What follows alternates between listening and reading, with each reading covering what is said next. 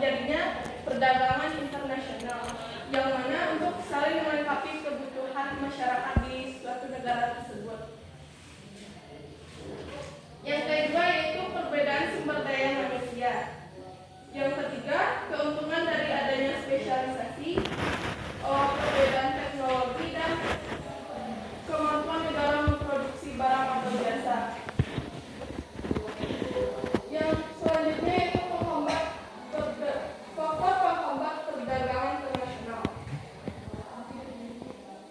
Faktor penghambat perdagangan internasional yaitu kebijakan proteksional pemerintah, apresiasi mata uang dalam negeri, kualitas sumber daya yang rendah, perbedaan sistem pembayaran antar negara yang sulit dan berisiko yang tinggi, sehingga akan terjadinya perang atau dan jarak antar negara atau biaya transportasi yang mahal. Saya Profesor Dr. Insinyur Ahmad Alvini Chandra S. Hopin MHI. Di sini saya akan menjelaskan materi mengenai perdagangan internasional.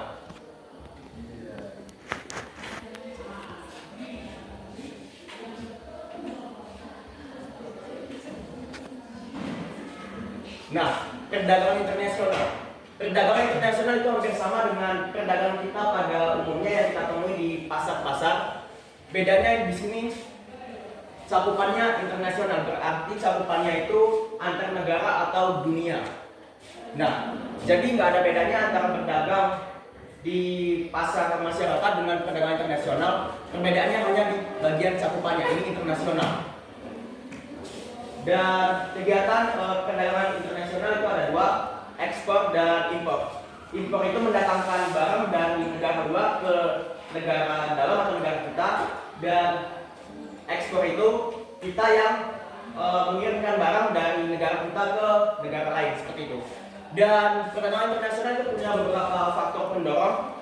Yang pertama itu perbedaan sumber daya alam.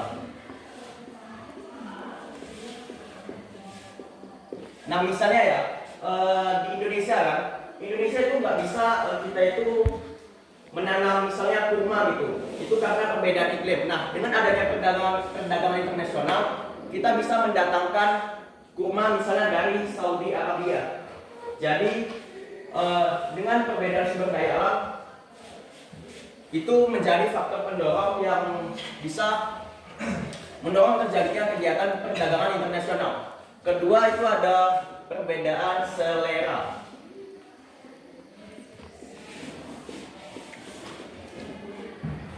Misalnya ya, ada beberapa orang itu lebih suka misalnya produk dari Korea, produk dari Jepang, atau produk dari Cina.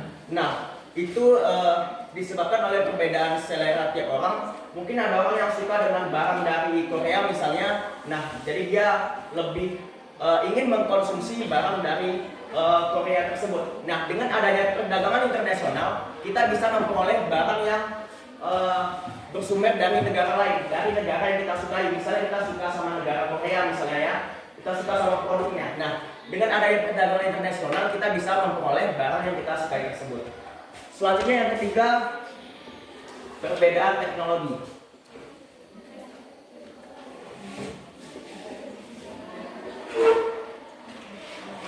Perbedaan teknologi misalnya ya, Indonesia itu kalau masalah teknologi bisa dibilang cukup tertinggal misalnya dari negara Jepang. Nah, dengan adanya perdagangan internasional, kita bisa memperoleh misalnya mesin-mesin yang diproduksi oleh Jepang. Seperti misalnya Honda misalnya motor ya, itu ada seperti Yamaha, Suzuki. Itu produksinya itu produksi dari produsen Jepang. Nah, dengan adanya perdagangan internasional, kita bisa memperoleh mesin-mesin tersebut yang diciptakan oleh teknologi dari suatu negara yang bisa dikatakan negara maju. Terakhir yang keempat itu efisiensi. Efisiensi di sini berarti kita menghemat biaya produksi. Nah, misalnya ya, biaya produksi tersebut tinggi. Nah, dengan adanya perdagangan internasional, kita bisa memperoleh beberapa modal produksi dengan harga yang lebih terjangkau, dengan harga yang lebih murah daripada kita hanya berpatokan pada lingkup negara kita saja. Selanjutnya manfaat perdagangan internasional. Manfaat. Yang pertama, kita bisa memperoleh barang yang tidak dapat diproduksi di dalam negeri.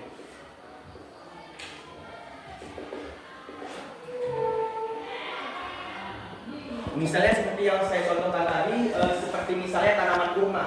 Nah, di Indonesia itu nggak bakal bisa tumbuh. Tumbuhnya cuma bisa di iklim tropis seperti di Saudi Arabia. Nah, dengan adanya perdagangan internasional kita bisa memperoleh barang yang tidak bisa tumbuh. Misalnya seperti kurma tadi tidak bisa tumbuh di iklim Indonesia. Begitu juga dengan teknologi. Indonesia itu sulit untuk memproduksi teknologi secara mandiri, bisa dikatakan demikian.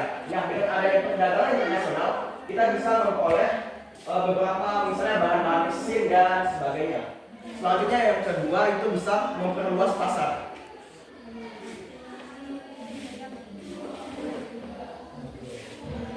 Memperluas pasar. Nah, di sini misalnya ya, Dewi misalnya ya, contoh ilustrasinya ya. Dewi dia punya bisnis tas misalnya ya. Dia jualan tas.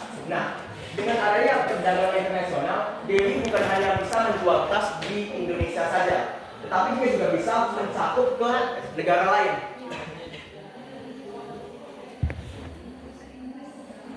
Excuse me, sir. Dan untuk fasilitas untuk bisa memperluas pasar itu banyak. Ada marketplace yang sudah go internasional, misalnya seperti Amazon. Kalau Lazada sama Shopee itu masih cakupannya masih nasional. Nah, Amazon misal contohnya yaitu dan cakupannya itu go internasional, itu marketplace-nya. Nah, misalnya Dewi seperti tadi punya produk tas, dia bisa memperjualbelikannya ke internasional, misalnya melalui marketplace seperti Amazon. Ketiga, mempercepat alih teknologi.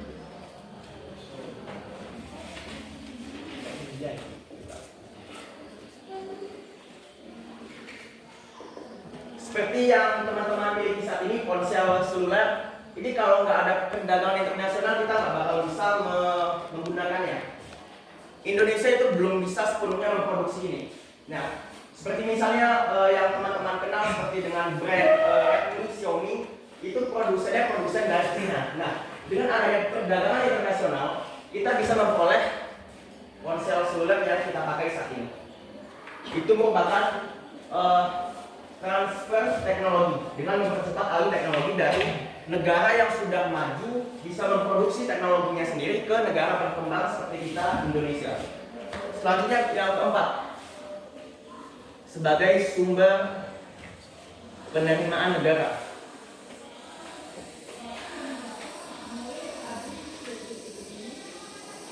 Penerimaan negara itu banyak ya teman-teman. Itu misalnya contohnya itu pajak ya. Dengan adanya perdagangan internasional itu ada dikenai pajak, misalnya bea impor dan bea ekspor ya. Nah, jadi itu bisa menjadi sumber pendapatan oleh pemerintah. Nah, selain pajak itu, selain pajak ekspor dan impor berupa bea ekspor dan impor itu ada devisa. Devisa itu valuta asing. Ilustrasinya gini, misalnya ya, kita Indonesia mata uang kita rupiah. Nah, Amerika Serikat mata uangnya dolar, misalnya dolar Amerika gitu kan. Nah, ketika dolar Amerika masuk ke Indonesia itu dia sudah menjadi sebuah devisa. Devisa itu bukan hanya bisa berupa uang tunai, tetapi juga bisa berupa emas ataupun surat-surat berharga lain gitu. Nah, tapi yang lebih familiar kita kenal devisa itu adalah uang tunai. Nah, apabila tidak ada devisa misalnya ya, misalnya siapa di sini yang kena ke bank ganti uang rupiah ke mata uang lain? Oke, belum ada ya. Nah, ketika teman-teman pergi ke bank ya, itu mengganti mata uang rupiah, misalnya ke bank tujuannya mau ganti rupiah dengan mata uang lain, misalnya mau ganti dengan dolar Amerika misalnya ya. Nah, dolar Amerika tersebut itu merupakan devisa. Indonesia tidak bisa menciptakan mata uang dolar gitu, karena mata uang Indonesia itu rupiah. Nah, apabila melakukan transaksi secara global. Jadi seperti itu. Selanjutnya yang kelima, sambung ke sini. Habis tidak Pak? Kita selesaikan. Yang kelima itu memperluas lapangan kerja. Lapangan kerja. Memperluas lapangan kerja. Nah, contohnya ya, kita punya sebuah usaha di dalam negeri. Nah, kita ingin cakupan kita itu lebih jauh lagi. Kita ingin go internasional. Tentunya kita butuh faktor produksi SDM, sumber daya manusia yang ditingkatkan lagi. Nah, dengan demikian berarti kita membutuhkan banyak tenaga kerja lagi, baik tenaga kerja terdidik, tenaga kerja terlatih, tenaga kerja tidak terdidik maupun tidak terlatih.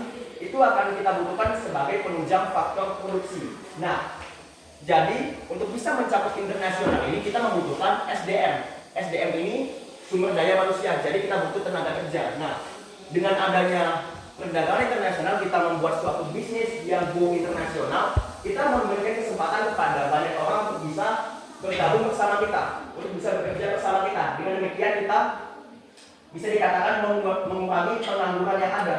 Nah, jadi intinya ya memperluas lapangan kerja, kita memberikan kesempatan kepada orang untuk bisa bekerja bersama dengan kita. Yang keenam, terakhir nih ya manfaatnya, itu menstabilkan harga barang.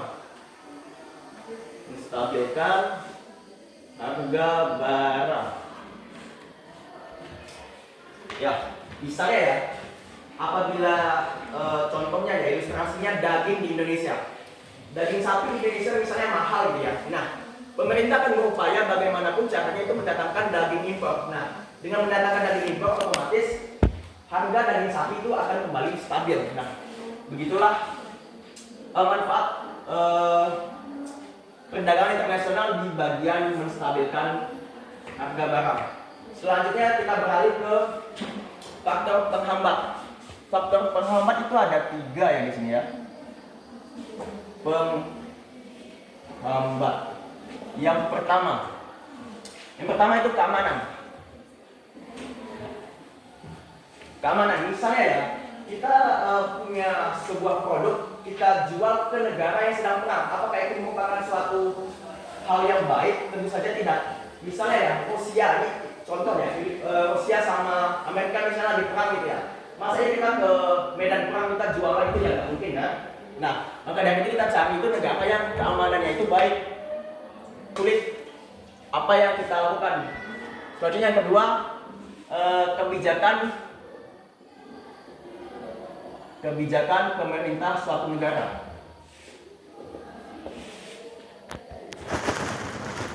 Kebijakan pemerintah suatu negara. Ada beberapa negara yang membatasi impornya. Ada namanya kuota impor. Tujuannya untuk melindungi produsen dalam negeri. Nah, selain itu ada juga kebijakan pemerintah itu tidak memperbolehkan mengimporkan suatu barang yang dilarang di negara tersebut. Misalnya ya, ini sebuah ilustrasi, misalnya Indonesia itu mengirim tembakau ke Saudi Arabia, sedangkan tembakau di Saudi Arabia itu dilarang gitu ya. Ini permisalan ya, bukan berarti benar-benar dilarang. Nah, dia melarang mengimpor tembakau. Nah, Indonesia malah mengekspor tembakau ke Saudi Arabia. Nah, itu akan menjadi penghambat perdagangan dari Indonesia ke Saudi Arabia karena adanya kebijakan dari pemerintah yang melarang mengimpor tembakau. Selanjutnya yang ketiga, kurs tidak stabil.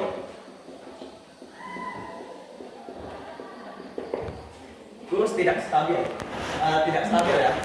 Misalnya kurs. Nah, mungkin kita masih asing dengan kata kurs atau mungkin sudah familiar. Nah, kurs itu ibarat gini. Kurs itu nilai mata uang suatu negara di negara lain. Misalnya ya, Indonesia saat ini $1 berapa rupiah? 15 ya, anggap aja 15.000 $1. Nah, itu merupakan nilai kurs dari rupiah ke dolar. Jadi $1 itu 15.000 rupiah. Nah, yang dimaksud dengan kurs tidak stabil misalnya ini ada beberapa faktor. Yang pertama itu jangkauan dari waktu. Misalnya ya, hari ini $1 15.000. Besoknya lagi itu bisa jadi $1 itu 25.000. Nah, itu bisa dikatakan tidak stabil. atau mungkin faktor kondisi tempat. Misalnya ya, di Indonesia katanya ya $1 itu 15.000. Sampai kita mengekspor produk ke sana ke Amerika, itu nanti malahan ya itu $1 bisa 35.000 atau 40.000. Nah itu bisa dikatakan tidak stabil. Nah jadi apabila nilai kurs tidak stabil, itu akan menjadi penghambat dari perdagangan internasional tersebut. Nah jadi faktor penghambat itu cuma ada 3 yang saya ketahui. Atau ada dari teman-teman yang ingin menambahkan, silakan. Tidak ada? Ya. Oke. Selanjutnya kita beralih ke teori perdagangan internasional. Saya hapus terlebih dahulu.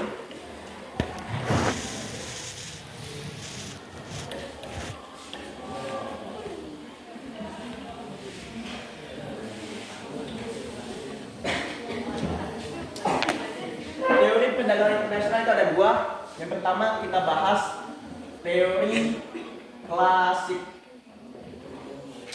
Teori klasik dibedakan menjadi 2 menurut dari dua orang gitu ya. Yang pertama itu menurut Adam Smith. Menurut Adam Smith itu teorinya itu teori perdagangan internasional itu adalah teori keunggulan mutlak.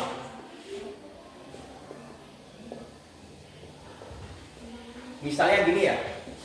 Lebih gampang kita kasih aja ilustrasi. Misalnya gini. Ini Indonesia. Ini Jepang. Taruhlah ini sebuah barang atau produk ya. Misalnya di sini tas. Dan di sini misalnya sepatu lah, ibaratkan ya ilustrasi. Nah, Indonesia mampu memproduksi misalnya 100 tas. Jepang bisa memproduksi misalnya 75 tas. Indonesia bisa memproduksi misalnya 65 sepatu. Jepang misalnya bisa memproduksi 125 sepatu. Nah, yang dikatakan mutlak berarti ya mutlak gitu ya. Dan di sini mungkin sudah jelas yang mana yang paling banyak. Kita mulai dari Indonesia terlebih dahulu. Indonesia antara 100 dengan 65 mana lebih banyak? 100. Berarti Indonesia itu harus lebih mengutamakan produksinya di bagian tas. Nah di Jepang 75 dan 125 sepatu atau tas? Sepatu. Nah, tapi Jepang harus lebih fokus memproduksi sepatu. Selanjutnya ada teori dari David Ricardo.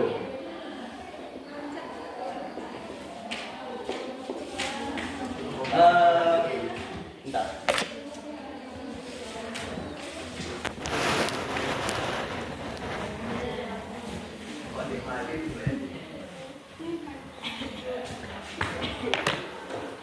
Menurut David Ricardo ini dikemukakan ada namanya dasar tukar dalam negeri atau disingkat dengan DTDM. DTDM. Nah, saya kasih lagi ilustrasi tabel. Ini sedikit menggunakan rumus. Ada rumusnya itu A ditambah B per 2. Ini untuk mencari kata-katanya nanti. Jadi kita fokus ke sini terlebih dahulu. Misalnya Indonesia lagi. Indonesia dan negara apa? Korea. Korea. Nah, sebelum itu saya ulas kembali. Kalau Adam Smith itu teorinya itu yang mana negara yang bisa memproduksi barang tersebut dalam jumlah atau nominal yang tinggi. Misalnya seperti ini Indonesia kan 100, berarti dia harus memprioritaskan tas. Nah, kalau menurut David Ricardo itu yang peluang produksinya kecil atau biaya produksinya kecil perbandingan kata-katanya. Jadi misalnya produknya misalnya TV dan HP misalnya ya. Nah kalau seperti ini. Nah TV di Indonesia itu nilainya ada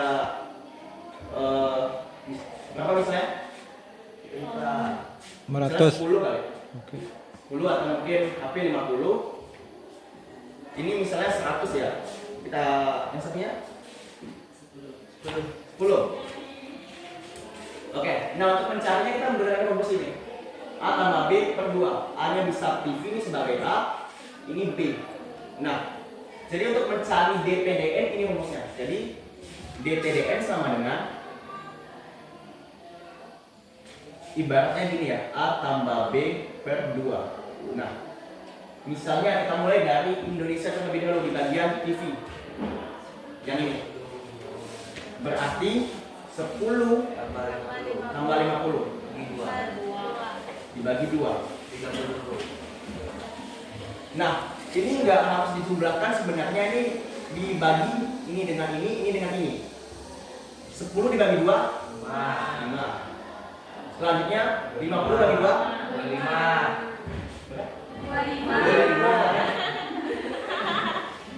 Nah, 5 dan 25 berarti gini. 5 TV sama dengan 25 HP. Nah, selanjutnya yang HP lagi. HP sama, tetapi kayaknya sama. Skip, kita beralih ke sini terlebih dahulu ke bagian Korea. 100 tambah 10 per 2. 100 bagi 2, 50. 10 bagi 2, 5. 50 TV sama dengan 5 HP. Untuk lebih lanjutnya saya masih ragu untuk menjelaskannya kepada teman-teman, takut nanti salah. Mungkin ada yang bisa menambahkan. Bapak Anton.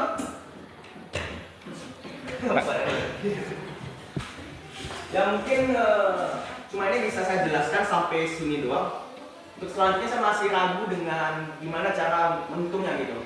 Ini di bagian TV, yang di bagian HP masih diragukan gitu. Oke, jadi kita skip aja untuk materinya ini, kita beralih ke materi selanjutnya. Kita beralih ke neraca pembayaran. Neraca pembayaran. Neraca pembayaran itu ya ibarat sebuah catatan jual beli. Nah, neraca pembayaran itu ada 2 kategori. Di sini saya hapus terlebih dahulu.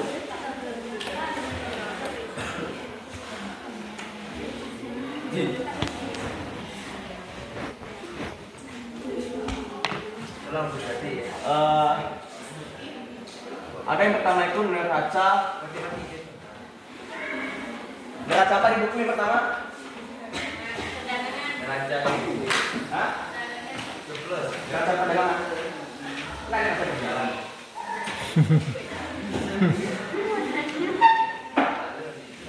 Neraca berjalan. Neraca berjalan itu ada 3, ada neraca perdagangan. Perdagangan ini komponen ya, saya lupa nih komponen neraca pembayaran. Komponen-komponennya. Neraca perdagangan, yang kedua itu ada neraca jasa. Yang ketiga itu ada namanya transfer berjalan.